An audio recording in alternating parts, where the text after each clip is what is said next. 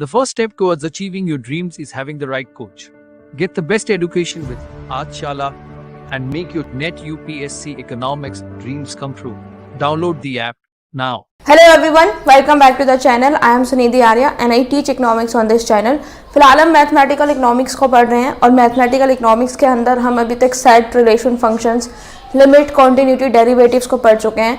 पिछली कुछ वीडियो में हमने एप्लीकेशन ऑफ डेरिवेटिव्स को पढ़ा, जिसमें हमने इलास्टिसिटी ऑफ फंक्शंस को पढ़ा और देखा कि हम किस तरीके से total revenue, marginal revenue, average revenue ये सब निकाल सकते हैं। और हमने रिलेशनशिप भी देखा between marginal revenue, average revenue and price. आज के इस वीडियो से हम एक दूसरा टॉपिक को शुरू कर रहे हैं which is higher order derivative. यानी कि हमने अभी तक किसी भी फंक्शन को एक बार डेरिवेट किया था, अगर अब हम उससे ज़्यादा बार डेरिवेट करना चाहें यानी कि हायर ऑर्डर डेरिवेटिव बनाना चाहें तो किस तरीके से करते हैं।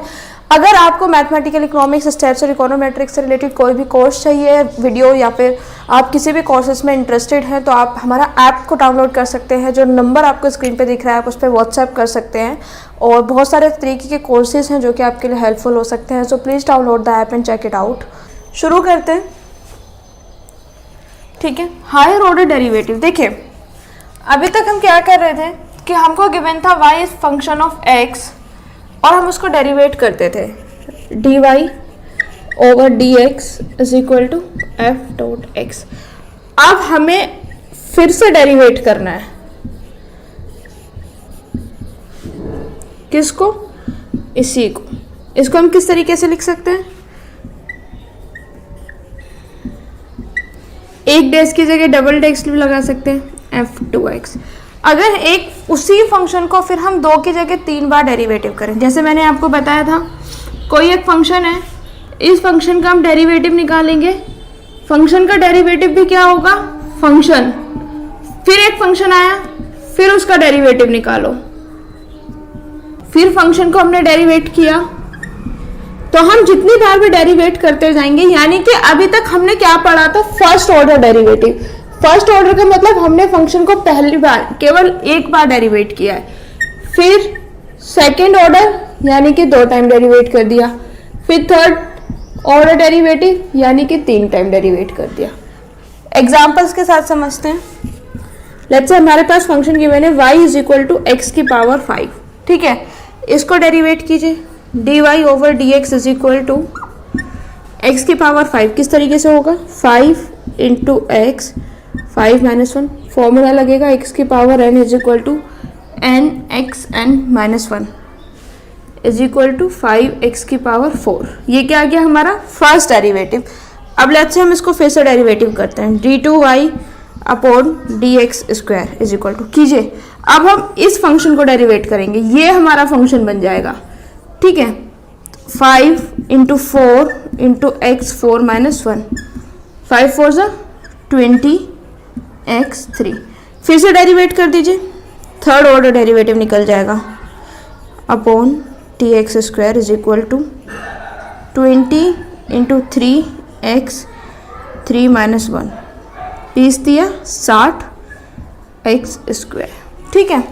बिल्कुल बेसिक से मैंने शुरू किया है, मैंने बताने की कोशिश की है कि what is higher order derivative. और एग्जांपल्स देखते हैं। Example 2, y is equal to 10 x की पावर dy ओवर dx कीजिए 10 इंटू 3 x की पावर 1 कम हो जाएगी 2 is equal to 30 x square. Second derivate कीजिए d2y upon dx square is equal to 30 into 2x, 2 की बन गई 60x, ठीक है। अब लेट्स से हमें गिवन है y इज इक्वल टू 100। अब मैंने बताया था कि जो कांस्टेंट फंक्शन होते हैं उनका डेरिवेटिव 0 होता है, तो dy ओवर dx 0। अब हम इसके कितने भी हायर ऑर्डर डेरिवेटिव निकालते जाएं वो क्या आते जाएंगे? 0 आते जाएंगे सारे, ठीक है। They all are 0। Fourth example, y is equal to ax की पावर 5 प्लस bx की पावर 4 माइनस cx स्क्वायर।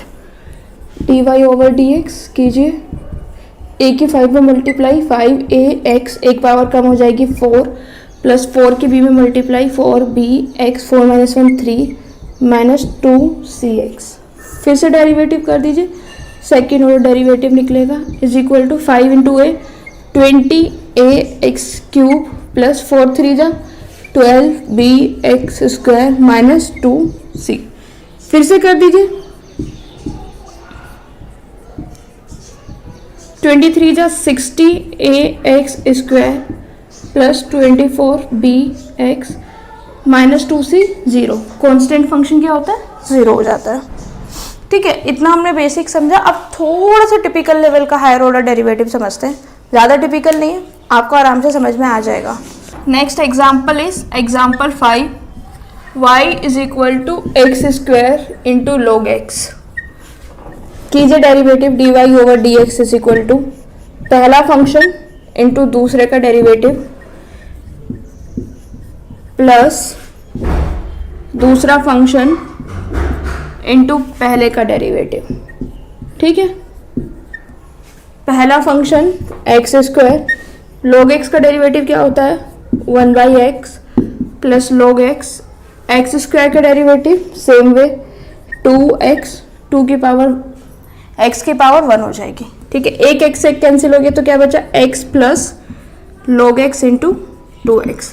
ये क्या आ गया? हमारा फर्स्ट डेरिवेटिव। अब हम क्या करते हैं? सेकेंड ऑर्डर डेरिवेटिव निकालते हैं, d2y over dx square. x का डेरिवेटिव क्या हो जाएगा? 1 प्लस पहला फंक्शन इंटू दूसरे का डेरिवेटिव प्लस दूसरा फंक्शन इंटू पहले का डेरिवेटिव।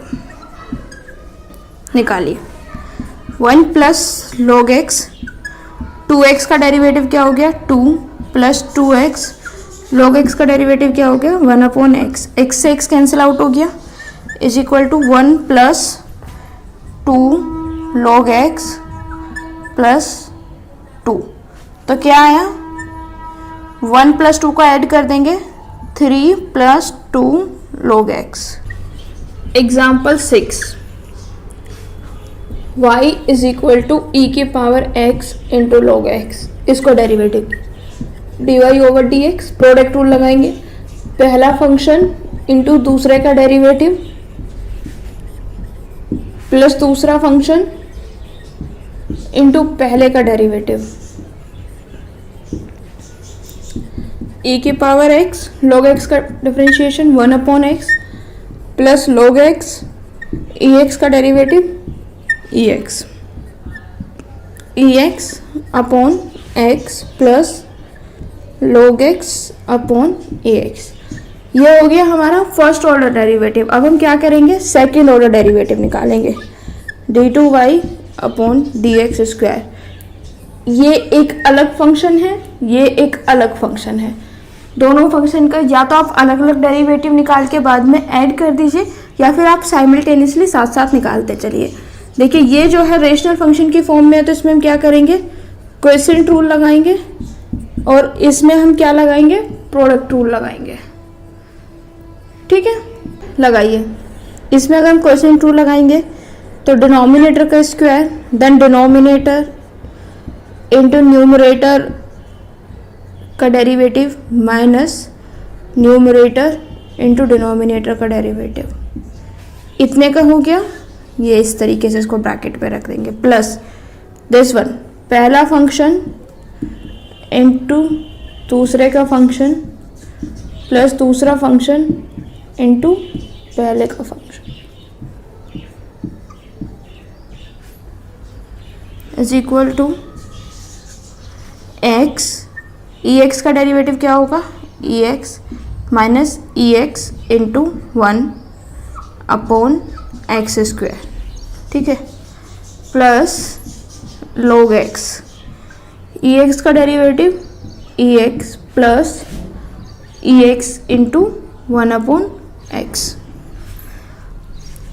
ई एक्स दोनों में अगर कॉमन ले सकते हैं, e x x minus 1 upon x square plus log x into ई एक्स प्लस ई एक्स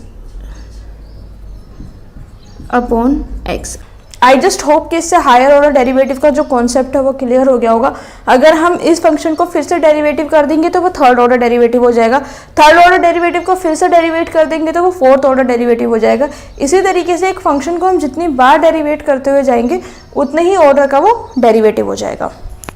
अब हमको ये समझना है कि हमें सेकेंड ऑर्डर डेरिवेटिव करना ही क्यों है। जैसे कि फर्स्ट ऑर्डर डेरिवेटिव हम क्यों कर रहे थे, ताकि हमको स्लोप पता चल जाए किसी भी फंक्शन का। अब हमको देखना है कि हम सेकेंड ऑर्डर डेरिवेटिव क्यों कर रहे हैं। देखिए, ए राइजिंग फंक्शन, ठीक है, फंक्शन की क्या होते हैं, डिफरेंट डिफरेंट कॉम्बिनेशन हो सकते हैं। फंक्शन या तो इंक्रीजिंग हो सकता है या डिक्रीजिंग हो सकता है, उसके साथ में फंक्शन लीनियर भी हो सकता है, नॉन लीनियर भी हो सकता है, राइट। इंक्रीजिंग रेट से भी हो सकता है, डिक्रीजिंग रेट से भी हो सकता है और कांस्टेंट भी हो सकता है। ये हमारा फंक्शन है, ठीक है, फंक्शन ए। इसकी क्या क्या कैरेक्टरिस्टिक्स है, लीनियर है, फॉलिंग है और कांस्टेंट रेट से फॉलिंग है, ठीक है। यानी कि इसका स्लोप क्या है, कांस्टेंट। दूसरा एक फंक्शन सेम है या अलग है, अलग है। ये भी फंक्शन लीनियर है, ये भी फंक्शन का जो स्लोप है वो कांस्टेंट है, लेकिन ये फंक्शन फॉलिंग नहीं है, राइजिंग है, ठीक है। इतना आपको समझ में आ गया होगा that this function is falling function, this function is rising function, ठीक।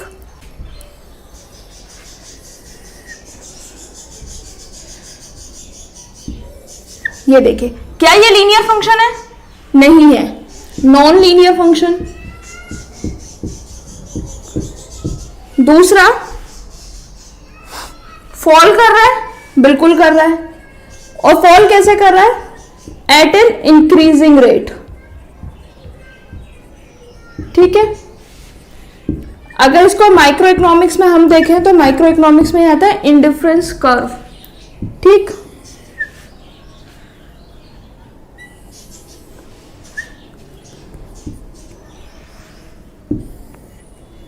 पीपीसी फंक्शन कैसा है, लीनियर है या नॉन लीनियर है। सबसे पहले तो नॉन लीनियर फंक्शन है। फंक्शन राइज कर रहा है या फॉल कर रहा है, फॉल कर रहा है। इंक्रीजिंग रेट से फॉल कर रहा है, डिक्रीजिंग रेट से फॉल कर रहा है, डिक्रीजिंग रेट से फॉल कर रहा है। पीपीसी का कॉन्सेप्ट आपको याद होगा, दिस इज पीपीसी, ठीक है। इसमें जो स्लोप का कर्व है ये डिक्रीजिंग रेट से हो रहा है, ठीक है। अब हमें दो तरीके के ग्राफ जो है वो और समझना है। मैं यहाँ पे बना देती हूँ ताकि आप लोगों को समझ में रहे। देखिए, हमने लीनियर देख लिया, लीनियर फॉलिंग कांस्टेंट रेट से, लीनियर राइजिंग कांस्टेंट रेट से, non linear falling increasing rate से, non linear falling at decreasing rate. अब हमारा क्या रहता है, नॉन लीनियर इंक्रीजिंग, ठीक है। नॉन लीनियर है, इंक्रीज कर रहा है, और इंक्रीज कैसे कर रहा है, इंक्रीजिंग रेट से।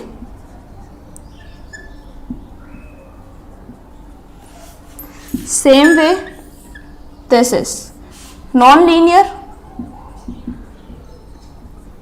Increasing but increasing at decreasing rate.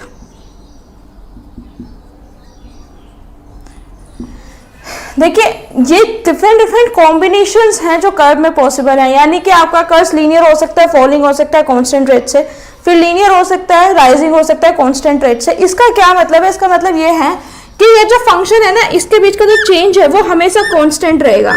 यानी कि अगर पॉइंट ए से पॉइंट बी जाने में आपका 1 यूनिट लग रहा है, तो पॉइंट बी से सी जाने में भी आपका 2 यूनिट लगेगा। और ये फॉलिंग है तो ये क्या होगा, कम होता हुआ चला जाएगा। इसी तरीके से ये हमारा राइजिंग है तो ये क्या होगा, बढ़ता हुआ चला जाएगा। लेकिन इनके बीच में जो चेंज इन यूनिट है, जो इंक्रीमेंटल चेंज है, वो कांस्टेंट रहने वाला है। That is not going to increase और डिक्रीज, ठीक है।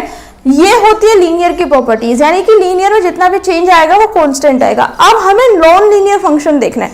जो नॉन लीनियर फंक्शन होता है उसमें चेंजेस कांस्टेंट नहीं होते हैं, उसमें चेंज या तो इंक्रीजिंग रेट से बढ़ता है या डिक्रीजिंग रेट से बढ़ता है। तो ये नॉन लीनियर फंक्शन जो है वो फॉल कर रहा है, यानी कि एक फॉल कर रहा है, यानी कि कम हो रहा है, लेकिन कम भी किससे हो रहा है, इंक्रीजिंग रेट से कम हो रहा है।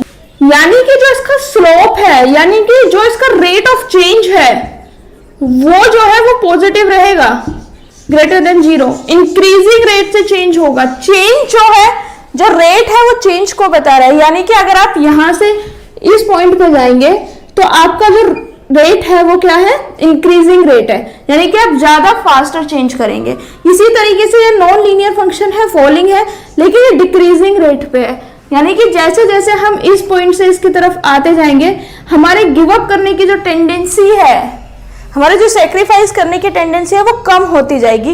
ऑन द काउंटरी जब हम इस पॉइंट से इस पॉइंट पे जाएंगे आईसी कर्व पे, आईसी कर्व में जब हम पॉइंट ए से पॉइंट बी में जाएंगे तो हमारी सेक्रीफाइस करने की टेंडेंसी बढ़ जाएगी क्योंकि रेट इंक्रीजिंग है। लेकिन जब हम पीपीसी की बात करें, क्योंकि पीपीसी जो है वो नॉन लीनियर फंक्शन है, पीपीसी का शेप भी कॉनकेव होता है, इसका कॉन्वेक्स होता है, उसके डिटेल में बाद में जाएंगे, तो हमारी सेक्रीफाइस करने की टेंडेंसी जो है वो कम हो जाएगी। सेम वे ये जो हमारा नॉन लीनियर फंक्शन है, दिस इज इंक्रीजिंग और this is increasing at A increasing rate, यानी कि जब हम पॉइंट ए से पॉइंट बी पर जाएंगे तो हमारी सेक्रीफाइस करने की टेंडेंसी जो है वो बढ़ जाएगी। और इसी तरीके से जब हम ए से बी पर जाएंगे तो हमारी सेक्रीफाइस करने की जो टेंडेंसी है वो कम हो जाएगी। ठीक है, क्योंकि सैक्रिफाइस करने की जो हमारी टेंडेंसी है वो कम हो जाएगी, इसीलिए ये हमारा इस तरह का शेप दिख रहा है। तो ये डिफरेंट डिफरेंट तरीके के शेप्स पॉसिबल हैं जितनी भी हमारे इकोनॉमिक्स में यूज होती है। हमारे को इन शेप्स को अच्छे तरीके से समझने के लिए, यानी कि इनका स्लोप समझने के लिए और किस तरीके से ये कॉनकेव फंक्शन बनाएंगे, कॉन्वेक्स फंक्शन बनाएंगे, इसीलिए हम सेकंड ऑर्डर डेरिवेटिव का यूज करते हैं।